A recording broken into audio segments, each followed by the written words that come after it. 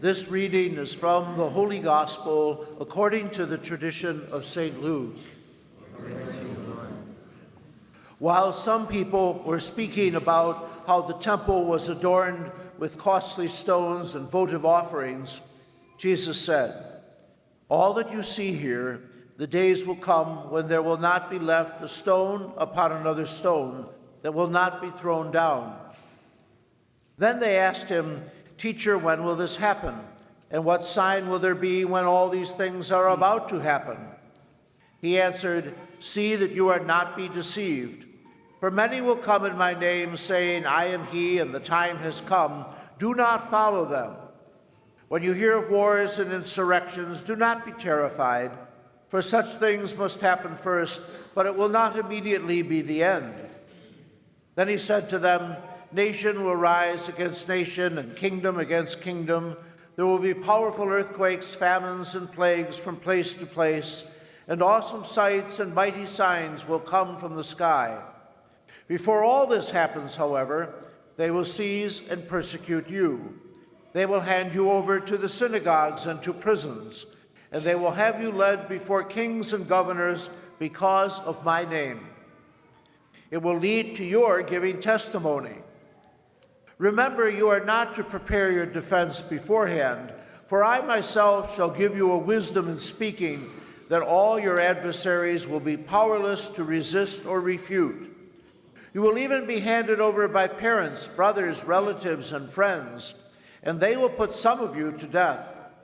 You will be hated by all because of my name, but not a hair on your head will be destroyed.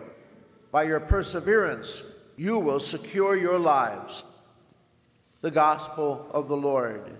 Praise to you, Lord Jesus Christ.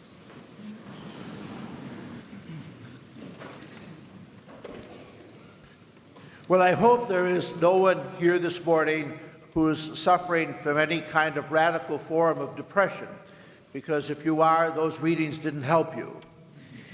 They seem rather gloomy. They seem to be readings of warning and readings of predictions of disasters and of ends to things. And that's all very deliberate on the part of the church, because next weekend is the last Sunday of the church's year. With Advent, we begin a new church year. And so as the liturgical year comes to an end, the church always provides us with readings that are apocalyptic in tone and that are about the last things or the last times. Truth be told, human beings, for almost all of recorded history, have predicted the end of things. Almost every generation, as a result of something that occurs in the midst of their historical experience, believes that theirs is the end of time. I can show you loads of readings to indicate that from almost every period of history, and every one of them is wrong. So my advice to you would be prepare for a longer future. Likely things are not going to end immediately. Even the first reading today from the prophet Malachi, which takes place 600 years before the birth of Christ, he, as a prophet of his time, really is convinced that things are really coming apart and it's likely to be the end of time. He has just returned from Babylon, where he and his Jewish people have been captives for over 70 years, almost 3 generations of them, as a result of the Babylonian destruction of Jerusalem. The Babylonians believed as an empire that the best way to handle the people they conquered was to enslave them, and so they did with the Jewish people. But around the year 530 or so, they themselves as an empire crumbled, and they were taken over by the Persians. And the Persians had a very different model for handling the people they conquered. They did not enslave them or move them. They kept them where they were and encouraged them to work hard, and then they taxed them to death. Sound familiar?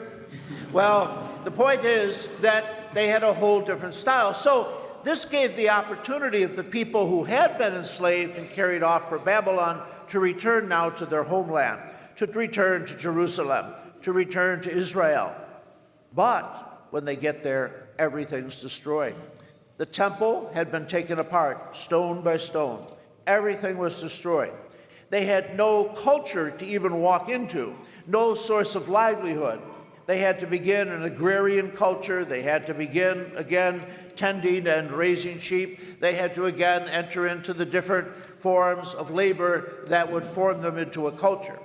It was a very daunting kind of enterprise, and all the time still under the control of a foreign power, and at the same time being taxed for any level of success they experienced.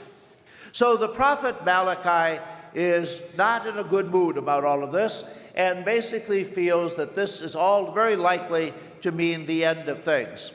But he wants to encourage his people to rely upon God, because ultimately it is perseverance in their life of faith that will enable God to somehow take them through all of this and help them to experience his reign or his kingdom. Now Luke, who's writing his gospel around 85 AD, is basically dealing with three events.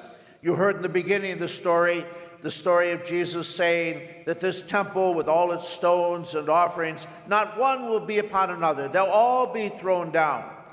Well, we read that as if he's predicting something about the future. Well, the truth is, when Luke writes these words, it's already happened. In 70 AD, the Romans took apart Jerusalem, stone by stone. They destroyed it completely. And later, those Jews who were the Zealot party who had led the revolt against Rome that had brought down the Roman power upon them, they fled to a place called Jamnia. And only a few years later, there they would eventually be surrounded. And rather than give up to the Roman authorities, they simply all took their own lives. They committed mass suicide rather than face the power of the Roman state. So these predictions have actually unfolded already at the time Luke is writing his gospel. So Jerusalem has been destroyed 15 years before.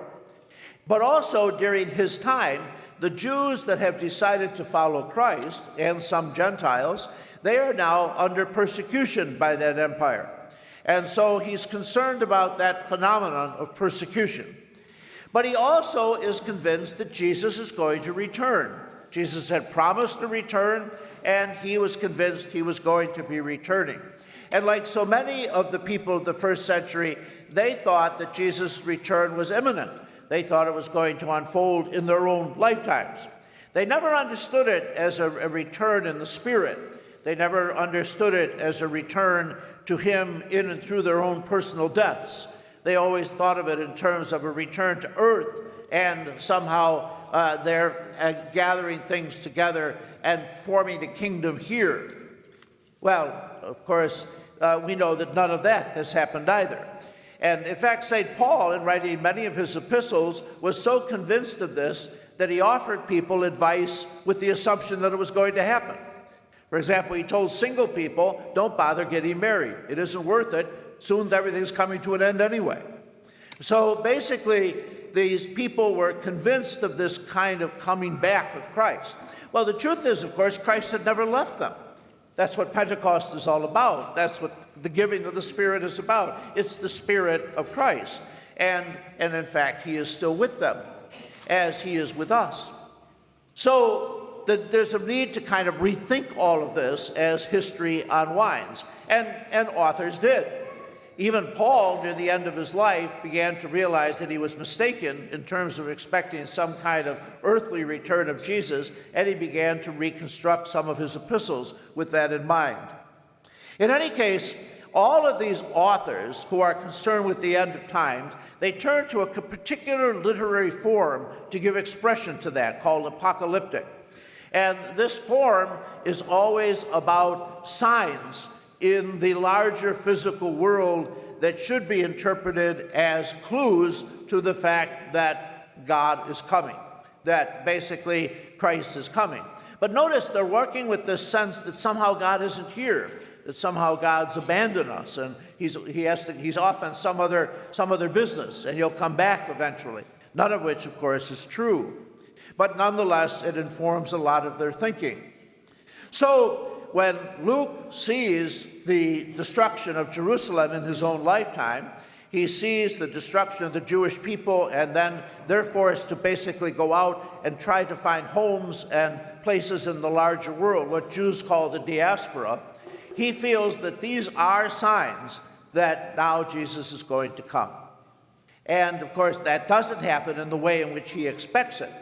It does happen in the sense that the Spirit that guides the early believers in Jesus, once they understand that they're here for the long haul, they begin to form church. Up until then, they're not concerned with doing that. Why would they if they thought things were coming to an end? So that's how it all starts to unfold. And Luke will later chronicle a lot of that unfolding in his second book, The Acts of the Apostles.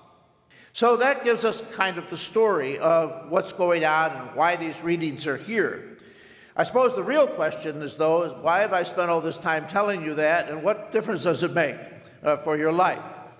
Well, first of all, you should never read the disasters or the insurrections or the wars or all of that of any generation or time as some indication that this is the final days. Of course, we do now have a power in our world that can end life as we know it on this planet. Once we develop nuclear power, now things have changed. And we do know that there have been moments in human history when we came close to that happening. So this is a kind of almost a warning to us that we need to live more fully in the Spirit, so we're not destructive of what God has made, but in fact are stewards of it in a way that allows us to ultimately present it to God and return it to God as the gift it was meant to be, especially the gift of each of us. And of course, none of us knows the day, nor the hour, or the manner of our own dying. And for some, that does come suddenly. In a world of the accidental and of the probable, that can unfold quickly. My suspicion is if I was standing today in the heart of the Philippines, I might feel like the world has come to an end.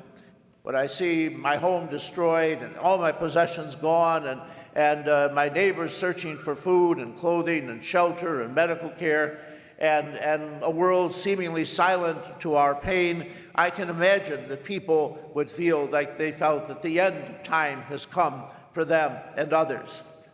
But the Scripture is really sharing with us to ask us to do what it originally did mean to the people who heard it, and that is, no matter what happens, persist in faith. Only God saves. Only God can take us through whatever are the experiences of our humanity, too often colored by our sinfulness. And we need to rely on that experience and trust in that reality. And of course, that's what the resurrection, that's what Easter proclaims, that death is not the end of life. In fact, no matter how long you live, you will not exhaust your life here. Your life is meant for another realm. And ultimately, only God can gift you with that reality. But he desires to do that and has revealed that to us in the person of his Son. Our challenge now is to live life in a way that prevents some of these things from happening, by living in the very Spirit that defines us as God's children. Hopefully that message of perseverance in that Spirit and life in that Spirit will encourage each of us to be more faithful to our belief and to our commitment to living it out in relationship with each other.